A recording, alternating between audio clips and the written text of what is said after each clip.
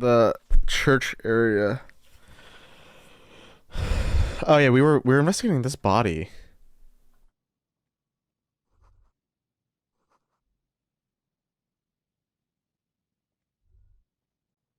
A man lies on the boardwalk, his limbs bent and neck turned at an unnatural angle. Right next to him is an empty bottle of spirits. In his cramped hand, a chewing gum wrapper. Stealing man himself. The man has fallen through a crack in the boardwalk and hit his head against the metal bench. Coagulated blood covers his black hair. One of his feet is still dangling through the hole. You have to be quite inebriated to fall that bad. Well over a liter of pure ethanol, 3 bottles of wine, or 1.5 of spirits. Or maybe it was just dark. Examine his face. His expression is dull, like the sea behind him. Drops of water shining on his moustache.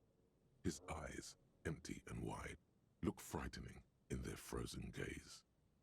Height, 170 to 175 centimeters. Curly hair, stout build. Age, approximately 50 to 60 years. He was confused when he died. Confused and alone, most likely. Overcome with the awful surprise of it all. He was just about to head home. The first step back home proved to be his last. That's what the chewing gum seems to point to as well. He's wearing mud-caked boots, beige trousers, and an old brown leather jacket with a bright blue lining. There are traces of kebab sauce on his chest. Search his You pockets. find some sunflower seeds and a rain-soaked library card folded into 2. His jacket feels sodden and heavy under your hand. Good. We should take a look at that library card after this is done. Who's this man? Looks like one of the locals. He'd have to know this spot to come here. You don't just walk over here. But that's just a lazy assumption. What do you think? At least this man knew how to party. Imagine the same scene without the bottle. Now that would be just sad. This is an omen, a sign from above. Don't start drinking again.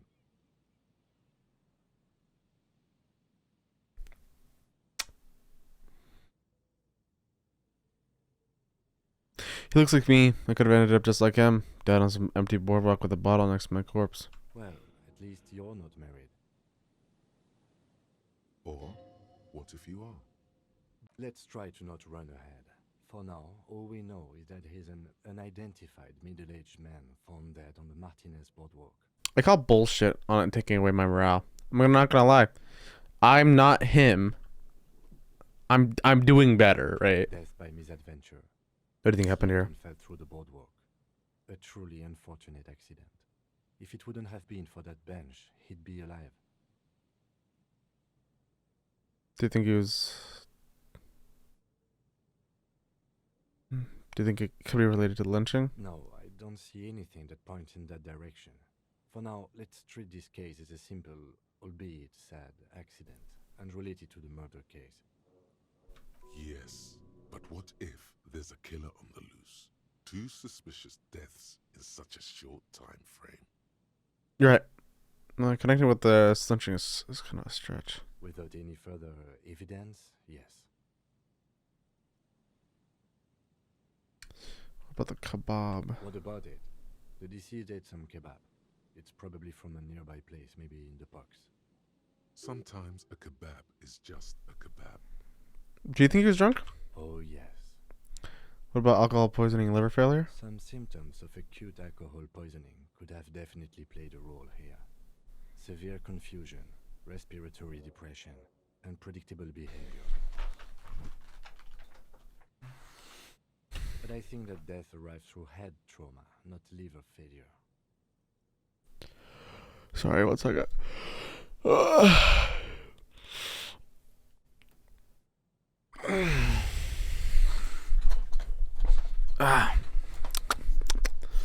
Right. It does seem to be a pretty straightforward misadventure, although there's still a question of identifying the body. What should we do with him? From where I stand, I can see 2 options. We either take the case and follow the leads to identify the body on our own, or we report back to the station and leave this for our colleagues to handle. Hold on, what about field autopsy? Field autopsy isn't necessary if the cause of death doesn't appear to be criminal, and this looks like a simple accident to me. I'd say we should just write down head trauma in the autopsy report and leave it at that. It would save us at least 2 hours of unnecessary work. Yeah, you're right. I don't see anything criminal here. Let's leave that at that. The guys at processing can take care of the rest. We found him. We should finish this. Alright, we should first examine the library card you found. Then we can call the station from my kinema. Let them know we are taking the case. Okay, leave. Let's start off with the library card. This thing is so low. There you go. Library card found in the pocket of a dead man on the Martinez boardwalk. It's still slightly dim to the touch. The cover bears the stamp of the Jamrock Public Library. The library card is folded into two and still slightly wet to the touch. The front side reads, Central Jamrock Public Library Card, issued to Billy Mejean, expires July 53. Billy is a unisex name. Could be the deceased or his family member. Look inside. Whoever owns this card is an avid reader. You find a list of books written in blue pencil. Radio thriller. Stand a little less between me and the sun. The last one in the list is The Glinton Curve by M. Theobald. A library stamp indicates that the book has been returned. Most of these titles seem to be in the sci-fi genre. Some thrillers too. Look at the backside. If lost, please return the card to the library. Dial 005 02 55211 or visit us at Moreau Street, 70. Okay. Good. We should give them a call from my kinema. See if we can learn anything about Billy Mejean. Yeah.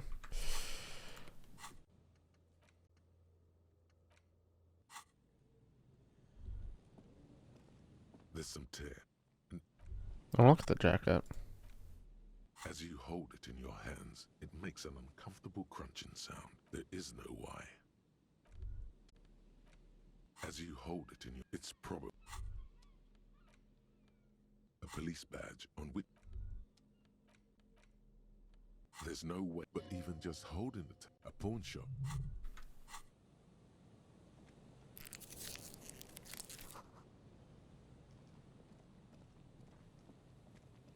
What was that? Ocean probably smells like TC fermentation.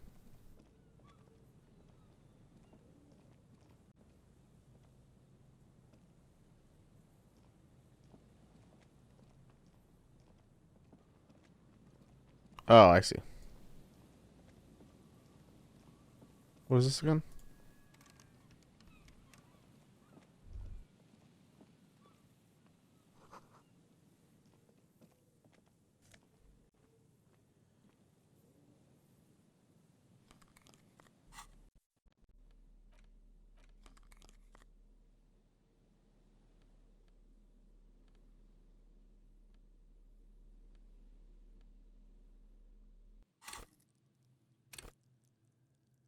Holy shit, I could do so much. Fucking perception.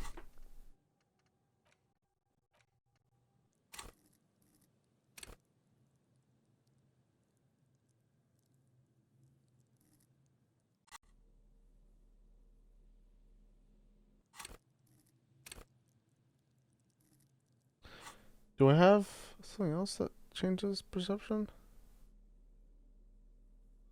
Ah, I see. That's fine, I don't mind that.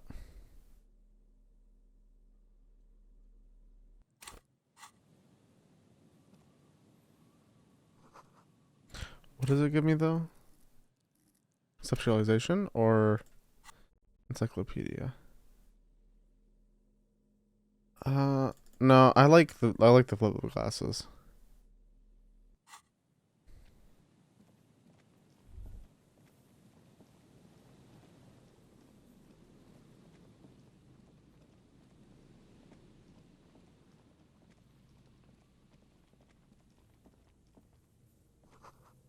The remaining windows rattle from a strong gust of wind. They're covered in a thick layer of grime. They must have been like this for 40 years. Tracy inside. Dripping water falls from a high place. All you can see is the shadow of a collapsing staircase. Lieutenant, can you make it what's inside? No, I won't even try. You know, I had a partner once. They called him Eyes, because he had to show me things. It's that bad. This partner of his, Eyes, things didn't end well. It saddens him to say his name. Don't even ask. He wouldn't answer. Maybe some other small talk. Can you still shoot though? Well enough, actually. It's odd how that works. I'm no sharpshooter, but I pass my shooting courses 7 out of 10.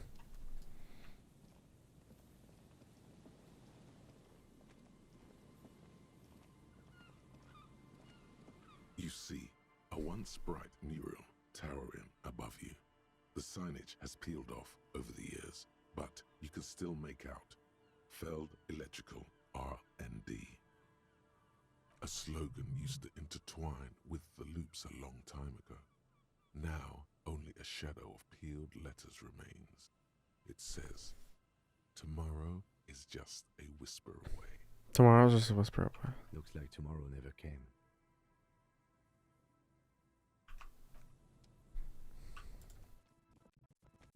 And Mikhail noticed the windows, especially with how there are no windows on the south side. This was to deal with. You officers, come to investigate the historic subtext of West Martinez? I'm Khan Heilostam. You must be Kim Kitaragi, right?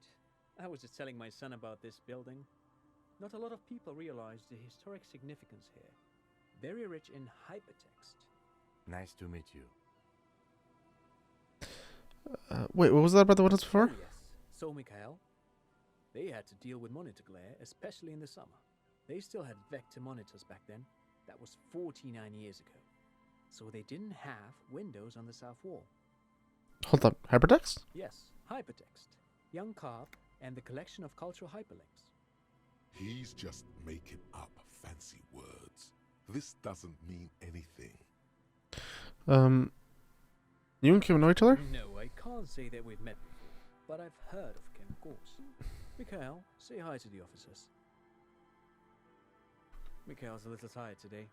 We spent all night trying to run Orbis on his radio computer. Have you heard of it? It's a programming language used in Grad. Quite tricky, but he wanted to play this Grad-made adventure program. We've been getting really into Worms lately.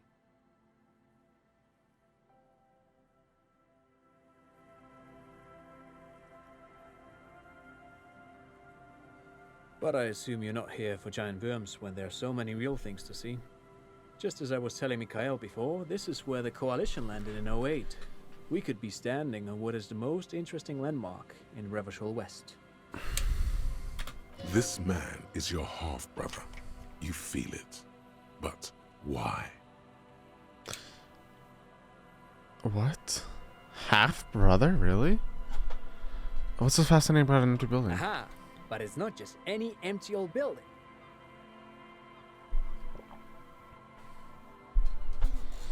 What not a lot of people know is this used to be the R&D department of Feld Electrical. And Feld, which now sells ink cartridges mostly, was once a top dog in the turn-of-the-century cybernetics boom. Hold on. What's R&D? Oh wait, what's an R&D department? Apologies, it's an acronym for research and development. They don't use it anymore. You're probably more familiar with RTD, Research and Technological Development. Mea culpa. You are not familiar with that one either. This man is a bookhead. Look at the building looming over you. It looks old and weathered, with seagulls picking apart its stone and metal carcass. Bushy undergrowth has taken hold of the collapsed rooftop. Some kind of bird has set up a nest on a broken windowsill. I don't really think I've heard of this Feld That's Electrical. not surprising. Only a vestigial ink cartridge and ferrotape manufacturer remains. They started out as a midway electronics outfit in Königstein 2 centuries ago. After an aggressive move to Revachol, Feld became a global player in the emerging personal electronics market of the pre-revolutionary era. Still, Tricentennial was beating them in business machines.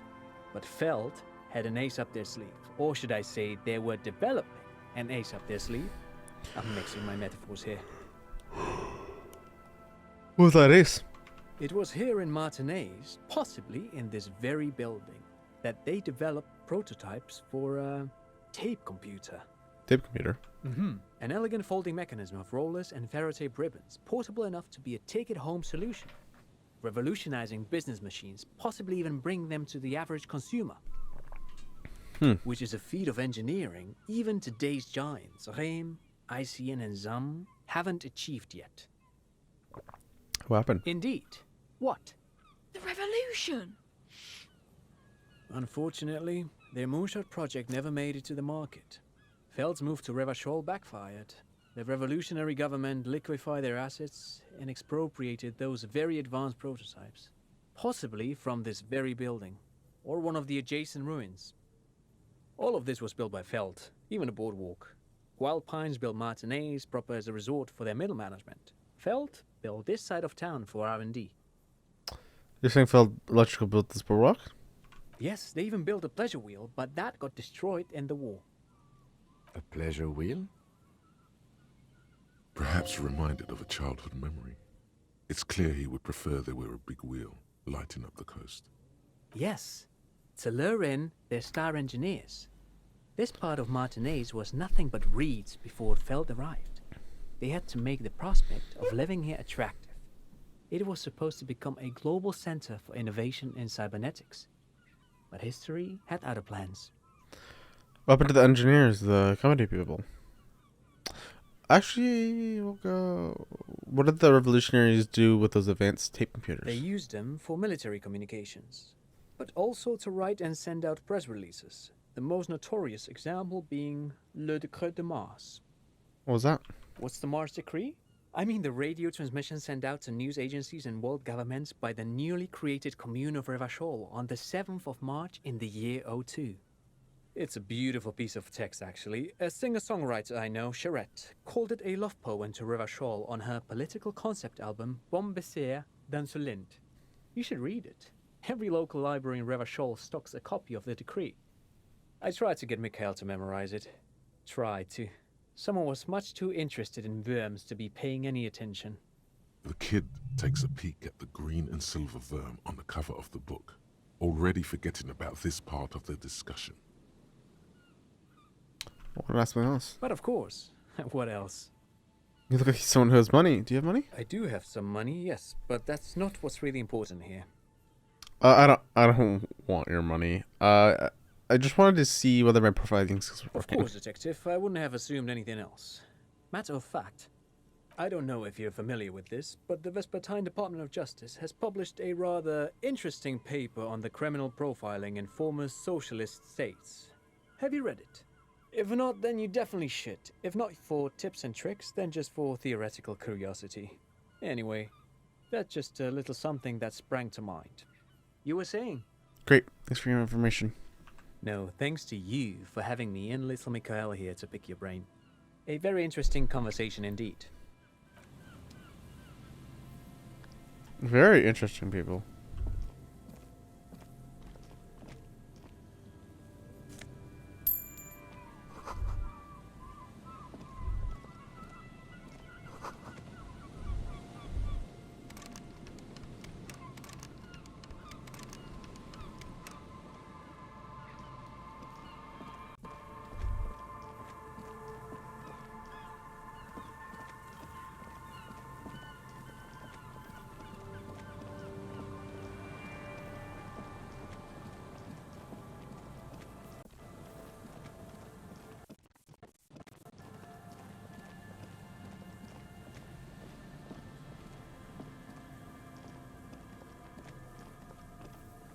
A metal payphone under a yellow plastic dome.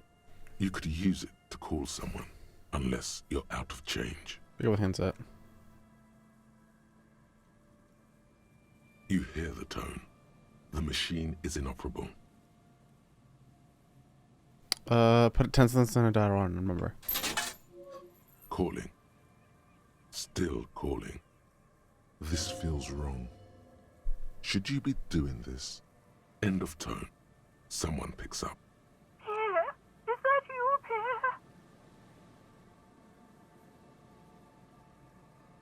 Pierre? No, it's not Pierre. Do you have any news about Pierre? Who's Pierre? He's my sister's grandson. He used to visit me as a lad.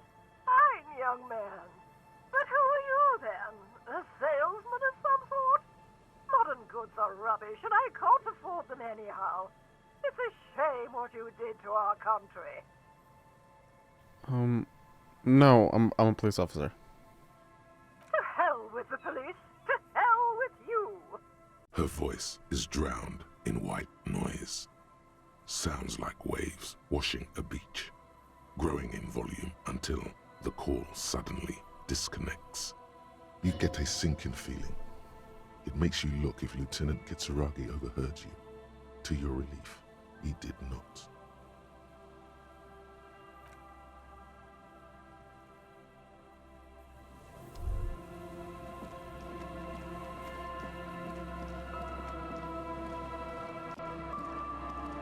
This is the church?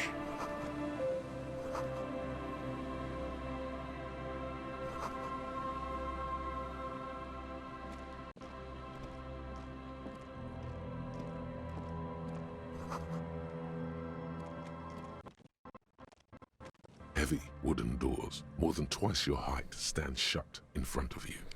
The rectangular sea-worn ornamentation appears in stark contrast to the padlock, carelessly drilled into the wood.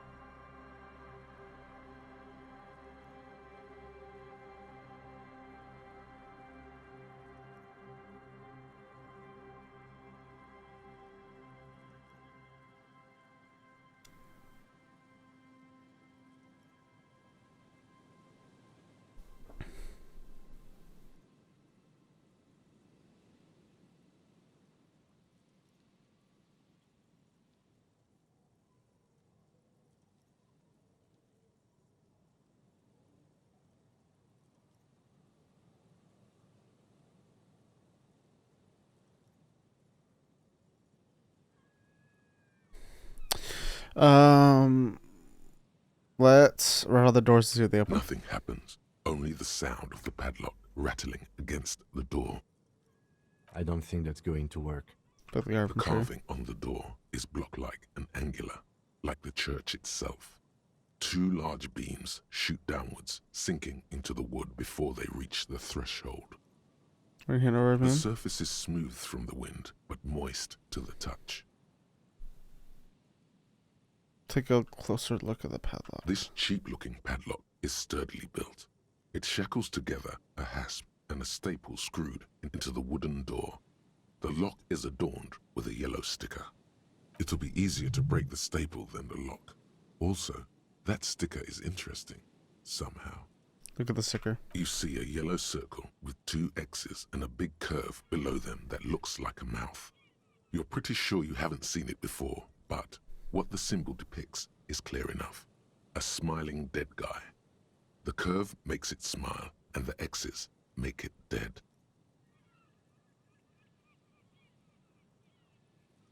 Have you seen this symbol before? He takes off his glasses and uses a blue handkerchief to thoroughly wipe them clean before inspecting the sticker. Then he looks up, pauses, and replies. No. What does it look like to you? Looks like a dead man smiling. Suggests junior delinquency. What is suggestive to junior delinquency here? I haven't seen that sticker before, and I'm not a youth. Thus, it must be made by youths. Try to peel the sticker off without ripping it. There's nothing like the sound of a sticker unpeeling. Now it's stuck to your thumb.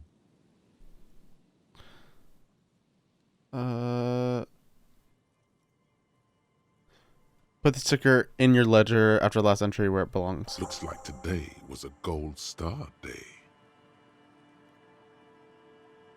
And rattle the doors to the open. Nothing happens. I don't think that's going to work. And put the The staple. padlock passes through a staple that's been hastily attached to the wood. Closer inspection reveals that one of the screws is not a screw at all, but a nail. The work has been done recently and is unprofessional, to say the least. Should you want to get through, it might be easier to just pry the whole thing off. This is where the Mr. Prybar comes in handy. Maybe we should circle the building first and look for another way. The building has seen enough mistreatment. There is a touch of guilt in his voice. To start with the kid drum coming from the eyes. I heard a sound before. Yes, the pulsing bass. A sure sign of junior delinquency, somewhere east of here.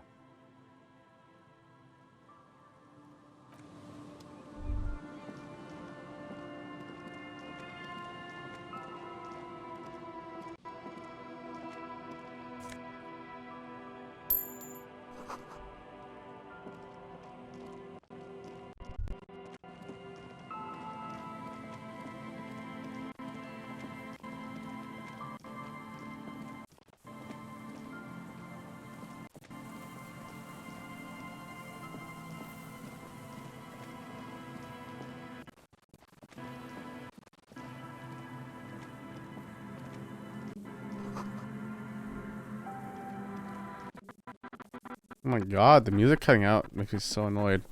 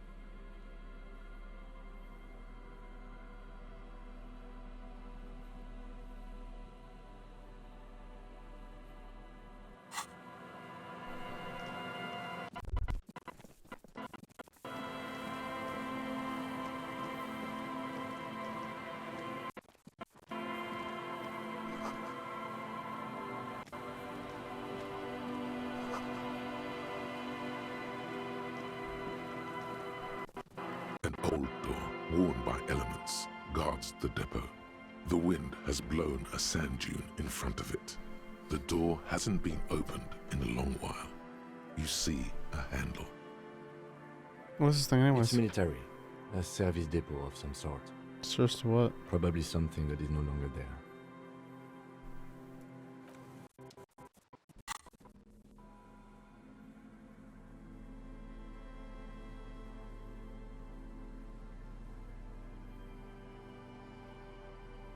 Okay. An old door, worn by elements. Guard, you rattle the handle a bit, then push on the door with all your weight. It does not budge. Not only is it locked, it's also jammed shut. Door shut tight? How can we get in there? We don't get in there. What do you mean we get into like everywhere? Frankly, you're just going to have to accept the fact that you can't get in through every single door. Okay. I'm not gonna accept this. Door could be part of the investigation. Relax. No one's hiding in there. If we can't open it, others can't either. And thus they can't get in.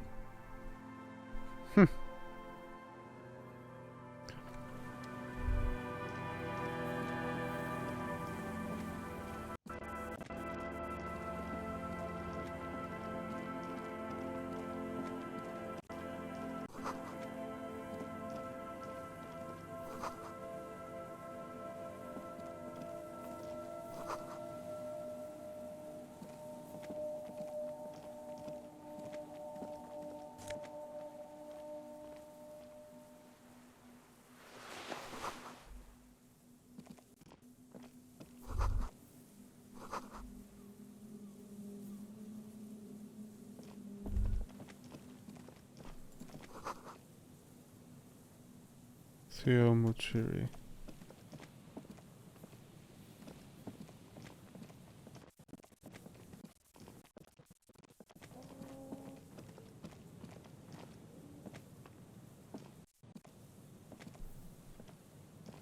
Oh, yeah.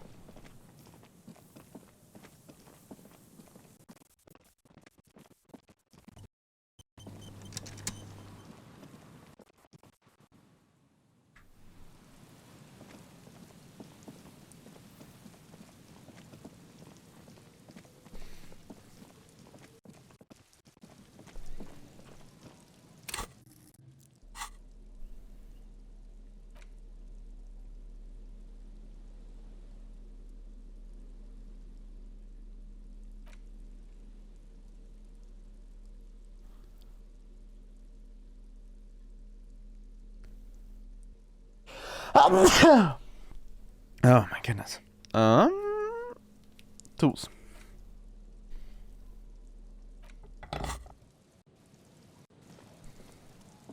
Heavy wooden doors, more than twice your height, stand shut in front of you. The rectangular sea-worn ornamentation appears in stark contrast to the padlock, carelessly drilled into the wood. Okay. First we'll quick save. Full save, because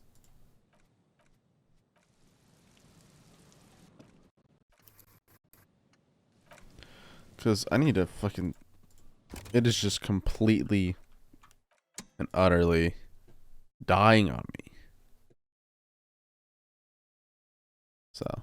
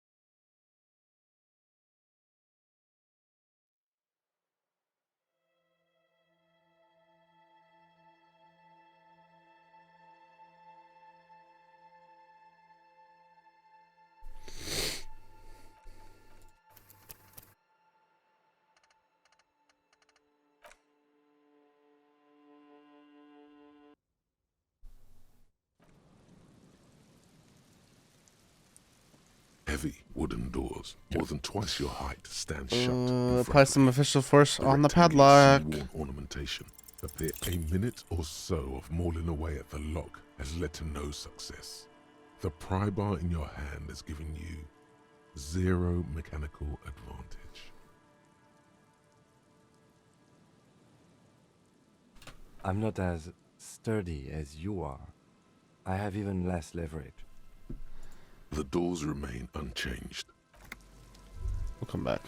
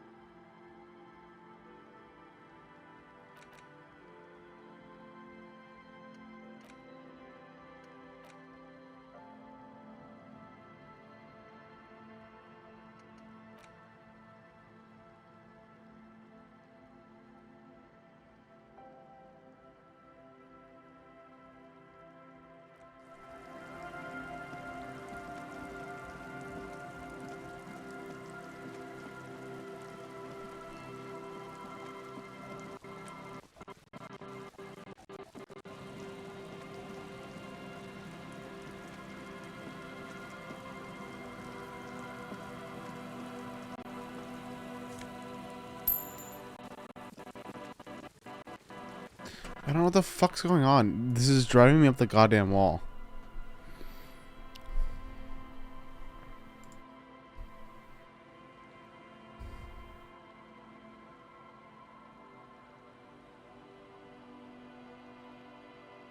Is that what it is?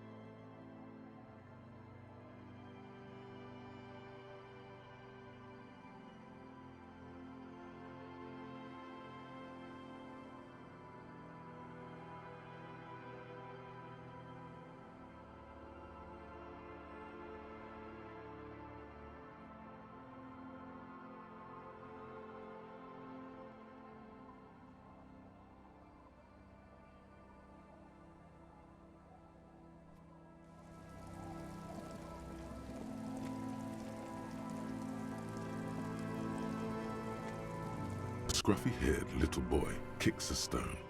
He can't be more than 5 years old.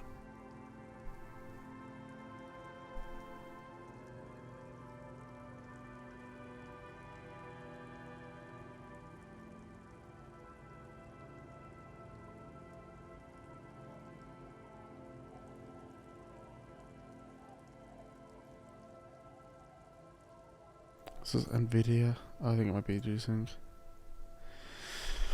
I'm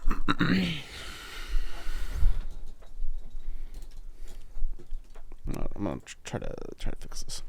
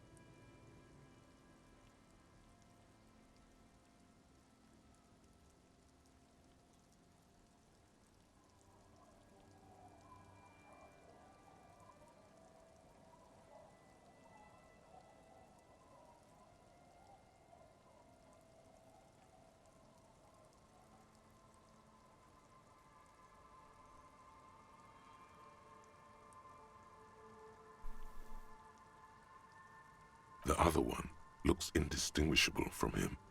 He watches his brother kick the stone with his tongue lolling out of his mouth.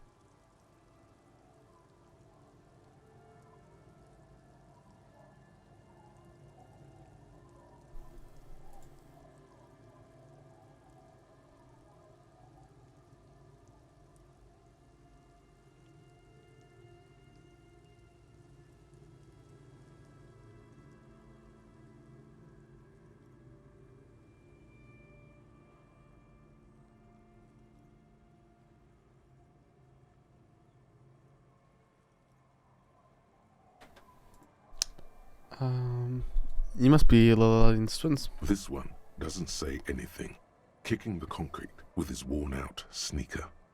Lily's our mum. I already said that. The stone kicker laughs suddenly. His head is too large for his shoulders. The other one laughs as well. Maybe there's some kind of reason why they're laughing. An interesting reason, somehow tied to the case. What are you laughing about? The boy stops laughing and looks at his toes. Oh, okay. So now he's shy. Now he's not talking, just wobbling around like he's afraid of something. You guys look identical. The stone-kicking one becomes frantic all of a sudden, as if that's something to be scared of. The obvious fact that you just stated. He looks just like me. Yeah, I said that. The boy doesn't answer. His brother throws another rock. Both of their hair is covered in some kind of dirt. You're bad with kids. Yeah, I am. Yes. Don't worry, everyone is. How about we do some police work now? We're not getting anything here. Children are stupid. You're stupid. Okay. How about the policeman asks you something else now? Okay. The stone. He looks just like... The boy. You're bad with kids. What are you, Kid Master General? Maybe I am. Now, how about some action? Okay. What's that blue?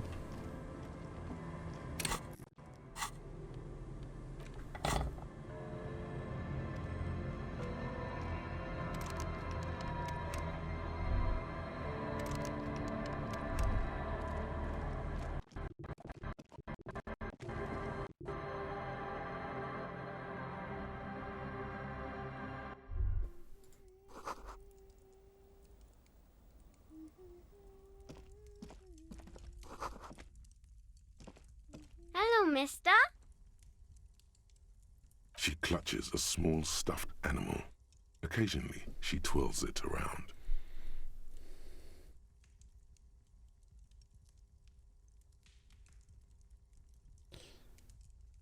Are you Lillian's daughter? Yes, I am. Little Lily. You know my mom? Yes, we met earlier. That's nice. My mom is great. She's never angry or anything. Are the twins outside your brothers? Yes. They don't want to play with me. They're older and play outside. They look the same. Sometimes I can't tell them apart. Like identical, right? I said the same thing. They look identical.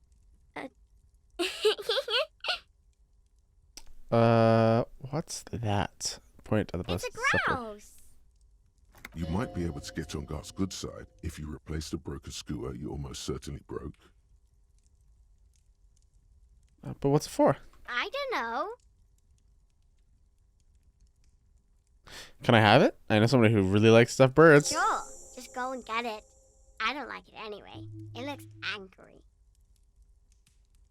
What's the thing you're holding? It's Lammy. He's my friend. Sort of. Like... Lambie is a stuffed lamb that, admittedly, has seen better days. One of the eye buttons is missing, and the fur is tattered in several parts. Okay. Well, pleased to meet you, Lambie. Lammy usually doesn't like strangers. But you're also fuzzy, like Lammy.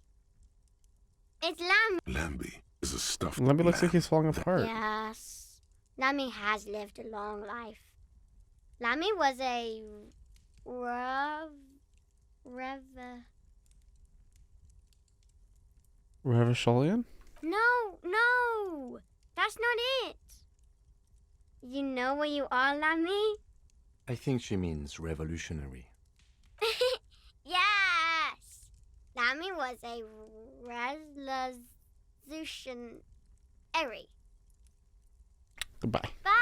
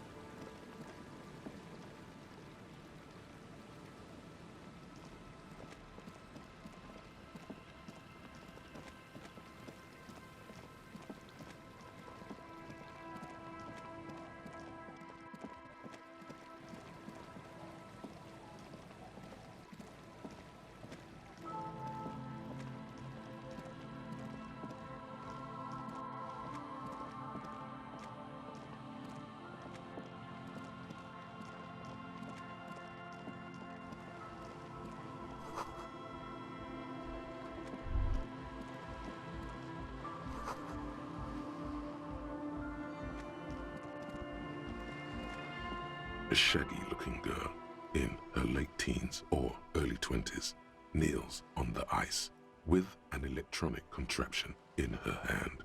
Hearing you approach, she looks up. Oh, hello there. It's cold out here, but she's not wearing a hat. She must be freezing. Everyone knows drugs make you invulnerable to cold. You bet this one likes to party. Dear child, it's freezing now. Where's your hat?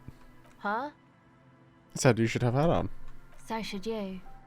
You don't have to do anything. I should, and I do. Oh, I didn't notice that. Now it's all cleared up. I have some questions for you. Sorry, man. My mind was elsewhere. Shoot. What are you doing here in the cold? Recording, I guess. And what is it you're recording exactly? I think I'm recording cracks in the ice. But there's no way to tell. Not without headphones. I think I just recorded your footsteps too. Not sure how that will sound. What are these recordings for? The cracks, the footsteps? The musicians in the Elysium used them for making music. They looped the stuff, cutting the tapes together. They make music out of cracks in the ice and keys jangling. Crazy sounds like that. It's hard to explain. Not. Anyway, I thought I'd make some too. It's supposed to be, like, a music place anyway. I don't really know what I'm doing. They use synthesizers too. I don't have a synthesizer. She looks at the recording device, the thing she thought would fill her hours with joy and escape. It's turning out to be an empty fantasy. She feels childish, very useless all of a sudden. Take this, you're cold. No, man, fuck that, I'm cool. I'm sorry I said that. I'm sorry about the fuck. It's okay.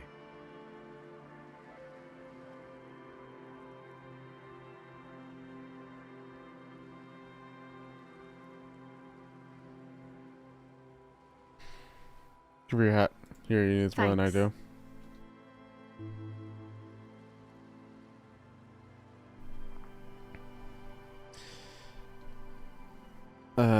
You said it's supposed to be a music place?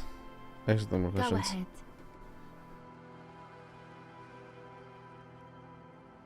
ahead. Tape recorder lies on the ice like a discard toy. Pick it up. The device is still warm from her touch and heavy as a brick from the batteries inside. The company logo, Omicron, adorns its yellow plastic cover. Inside, the tape is rolling. The girl looks at the device in your hands. I'm sorry you have to sit here on this ice, feeling miserable. At your age or at any age in this weather, waiting for it to get dark. She looks you in the eye, her pupils wide. surrounded by a ridiculous amount of makeup. The people who built this world intended it to be better for you, but they failed.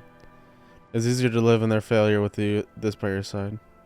The wind howls. She remains silent. It's real. Tell her.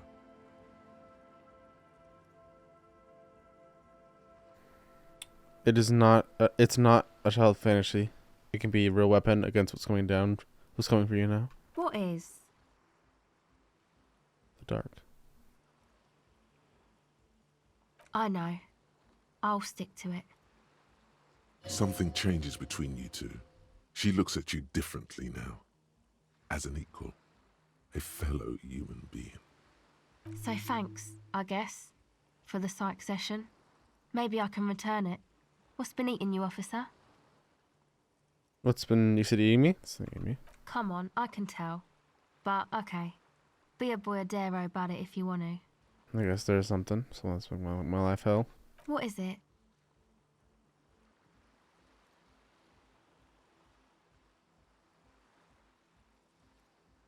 People just keep putting their selfish interest instead of the greater good. Oh, really? Yeah, no one understands that sometimes you gotta make sacrifices for the sake of your progress. It's all very distressing. So, the thing that's been eating you is the slow pace of social progress. Don't get me wrong. I'm all for slow and steady progress. I just wish people would be a little more reasonable, that's all. Okay. So you're not that upset, it sounds like. I told you I'm highly distressed by the state of affairs. Uh-huh. And you're sure it's social progress you're distressed about, and not, I don't know, some chick? And you mentioned that I found these letters I threw in the trash. They might have something to do with it. Okay. Why'd you think that?